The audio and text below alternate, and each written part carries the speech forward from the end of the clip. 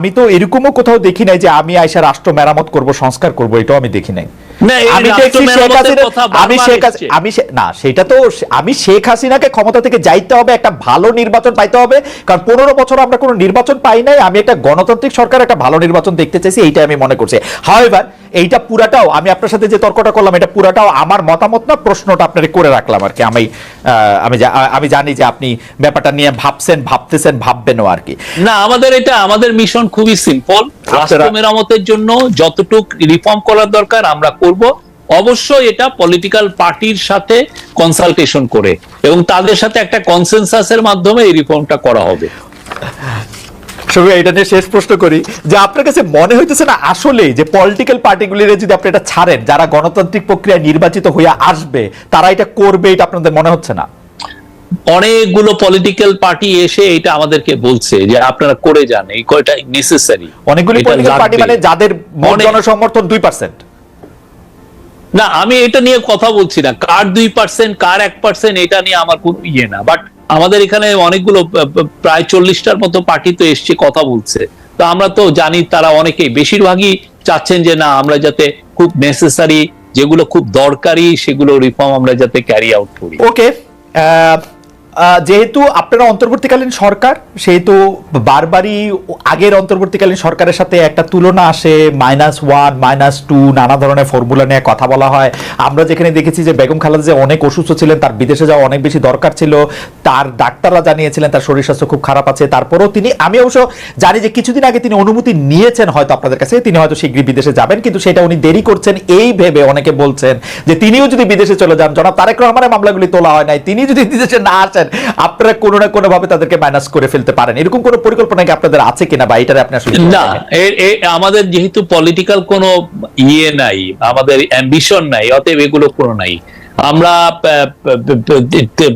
খালেদা জিয়াকে যথেষ্ট সম্মান করি এবং আমাদের মধ্যে কোনো -2 এগুলো কোনো ধরনের কোনো এজেন্ডা নাই। আমাদের একটাই এজেন্ডা, রিফর্ম গুলো ক্যারি আউট করা এবং ভালো একটা ইলেকশন দেওয়া।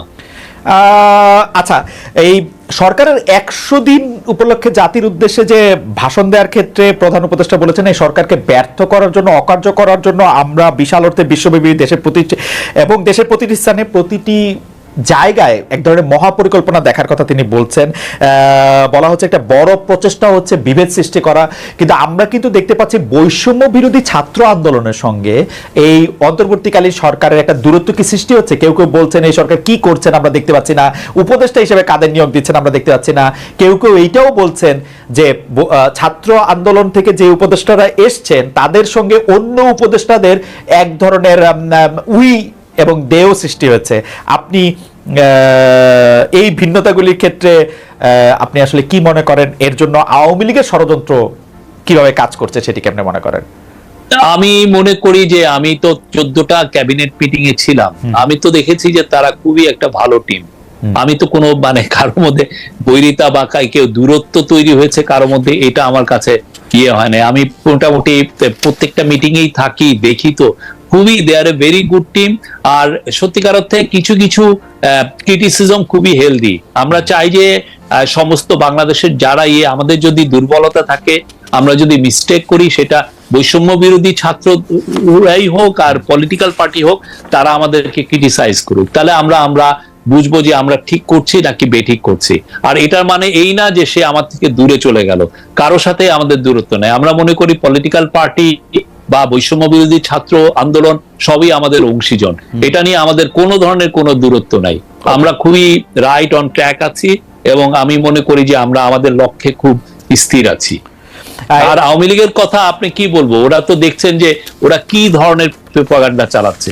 আমরা বলেছি যে 44 জন পুলিশ মারা গেছে, সেখানে ওরা মিথ্যাচার করছে যে 3000 পুলিশ মারা গেছে। এই 3000 পুলিশ মারা যাওয়াকে কেন্দ্র এটাকে জাস্টিফাই, এটা দিয়ে এই জন্য বলছে, তারা জাস্টিফাই করতে চাচ্ছে এই বাচ্চা 8 বছর 4 বছর 12 বছরের ছেলেদেরকে যে ওরা নির্মম ভাবে হত্যা করলো, সেটাকে তারা জাস্টিফাই করার চেষ্টা করছে। আমরা যারা যারা পুলিশ মারা গেছে তাদের লিস্ট দিয়ে দিয়েছি, আপনারা যদি আরো কাউকে পান আমাদেরকে এনে দেখান যে ইনি মারা গেছে, ইনি ভয়ে কথা বলছেন না, নিয়ে আসেন, আমরা বলছি তো। আচ্ছা, হ্যাঁ, কিন্তু এই লোকগুলোকে আপনারা ভয়াবহ রকমের এই যে মিথ্যাচার, এইটার জন্য করার জন্য তারা মিলিয়ন্স ডলার ছাড়ছে, এবং তাদের মিথ্যাচার এখন দেখা যাচ্ছে যে ইউএস পলিটিক্স এর মধ্যে দিয়েও এখানে হাজির হচ্ছে। শফিক ভাই, আপনিও ভালো করে জানেন যে মিথ্যাচারের তো আসলে মানে এটা তো কোনো জীবনকাল নাই, এটা তো শেষ হয়ে যাবে, ফরমালিন দিয়েও বাঁচা যাবে না। মিথ্যা নিয়ে আপনারা এত উদ্বিগ্ন থাকেন না। আমি বরং আপনার বক্তব্যর কাছাকাছি বক্তব্য দেখানোর জন্য আমরা দর্শকদের জানতে চাইছিলাম যে অন্তর্বর্তী সরকারকে ব্যর্থ করতে বিভেদ সৃষ্টি করার চেষ্টা চালিয়ে যাচ্ছে আওয়ামী লীগ, এমন মন্তব্য করেছিলেন প্রধান উপদেষ্টা ডক্টর মোহাম্মদ ইউনূস। এই বক্তব্য সমর্থন করেন কিনা? শতকরা ৭৫% দর্শক এই বক্তব্য সমর্থন করেছেন, শতকরা 25% দর্শক বলেছেন যে এটি সমর্থন করেন না। ৯৭,০০০ ভোট এটিতে পড়েছে। তো আপনার বক্তব্য আসলে এটি ঠিক, অন্তর্বর্তীকালীন সরকারের এই অবস্থান নিয়ে আসলে আমাদের যারা দেখছেন তার ৯৭,০০০-এর শতকরা ৭৫% দর্শক মনে করছেন যে আসলে এটা অন্তর্ঘাতমূলক কোনো ষড়যন্ত্র করা হচ্ছে। আমরা একটু সংবাদ মাধ্যম নিয়ে কথায় আসি শফিক ভাই, যে সাংবাদিক নেতাদের পক্ষ বিপক্ষ বহুদিন ধরে আছে, এটা নিয়ে আপনিও সাফার করেছেন, আমরাও সাফার করেছি। আমরা যে কোন পক্ষ ডিজে কোনটা, বিএফএসি কোনটা, প্রেস ক্লাবে গেলে কোন পক্ষ চা খাইতে বলে আর কোন পক্ষ সিগারেট খাইতে বলে, সেটা নিয়ে আমরা আসলে নানা ধরনের ঝামেলার মধ্যেই পড়ছি। কিন্তু ৫ আগস্ট আওয়ামী লীগ সরকারের পতনের পর কিছু কিছু মিডিয়া হাউস আক্রান্ত হয়েছে, কোন কোন সাংবাদিকের বিরুদ্ধে হত্যা মামলা হয়েছে, অনেকের এক্রিডিটেশন কার্ড বাতিল হয়েছে, সর্বশেষ প্রেস ক্লাবের সদস্যপদ স্থগিত করা হয়েছে অনেক সাংবাদিকের। এসব ঘটনা মত প্রকাশের স্বাধীনতার বিকাশে ভূমিকা রাখবে নাকি সংকুচিত করে ফেলবে? আমি আরো জানাতে চাই, আপনি দেখবেন যে উপদেষ্টারা কার সাথে কথা বললে কি হবে এবং সেটা নিয়ে এক ধরনের হুমকি দিচ্ছে যে তাদের মধ্যে এই জিনিসটা কেমনে এটা হইলো যে ধরেন কারো সাথে কথা বললেই সে একটা প্ল্যাটফর্ম পায়, এটা নিয়ে আসলে অন্যদের মানে অন্যদেরকে খুব বেশি প্রভাবিত করা যায়, এটাতে কেন মনে হইলো?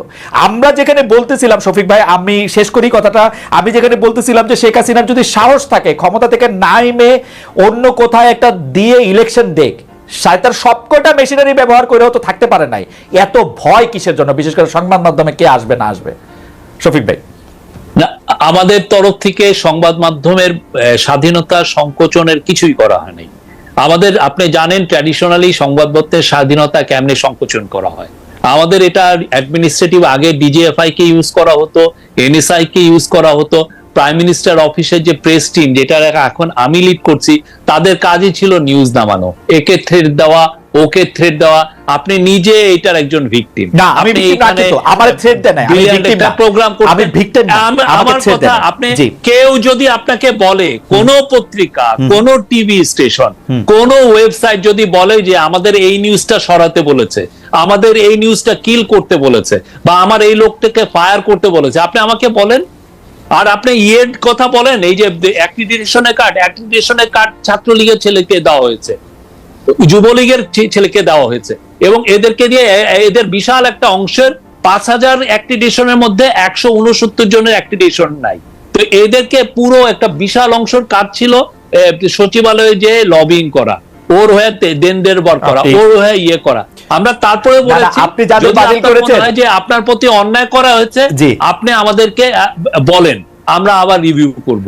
এটা নিয়ে আমাদের কোনো ইয়ে নাই। কিন্তু স্বাধীনতা, স্বাধীনতার ক্ষেত্রে আমরা বলবো যে 100% বাংলাদেশের ইতিহাসে এরকম কেউ স্বাধীনতা ভোগ করে না, আমি এটুকু বলতে পারি। আপনার কাছে কি মনে হয়, তথ্য উপদেষ্টা যে বলেছেন যে কার সাথে যোগাযোগ করছে না কি কথা বলেছে, আমি কি স্ট্যাটাসটা বাইর করে দেখবো, পড়ে শোনাবো? আপনি নিশ্চয়ই জানেন। হ্যাঁ, বলেন। আমরা জানেন মনে হয় নিশ্চয়ই, মানে এটা আপনার কাছে মনে হয় না যে ডেকেছেন, ডেকে বলেছেন যে আপনারা মন খুলে লেখেন, আমাদেরকে ক্রিটিসাইজ করেন। আমরা ক্ষমতায় থাকলে এক ধরনের অন্ধত্ব থাকে, আমরা অনেক কিছু দেখতে পারি না। আপনারা লিখলে আমাদের চোখ খুলে, আমরা ওইটা দিয়ে দেখতে চাই। কিন্তু এইটা বলেন না যে আমরা আপনার ইয়েটাকে আমরা কমাচ্ছি, আপনার স্বাধীনতাকে কমাচ্ছি, কোন ধরনের না। নট এ সিঙ্গেল ইনস্ট্যান্স আপনি পাবেন কোন টিভি স্টেশনে। আগে এমনও হতো যে একজন, আমি এটা আপনার ইয়েতেই শুনেছি যে আপনার এখানে একজন এসে খুব জ্বালাময়ী বক্তৃতা দিয়ে গেছে, আপনি যখন আজকের বাংলাদেশ না ইয়ে করতেন ইন্ডিপেন্ডেন্ট টিভি, উনি যেই নিচে নামছেন আপনাদের ওই টিভির নিচে, তখন তাকে লোক এসে ধরে নিয়ে। না শফিক ভাই, আমি বলতেছি না যে এগুলি হয় নাই, কিন্তু সেটি আজকের বাংলাদেশে বক্তব্য দেওয়ার কারণে হয়েছে তা না। পুলিশ তাকে খুঁজতেই ছিল, তারপর তাকে গ্রেফতার করছে। আমি সেটার কথা বলতে চাই না।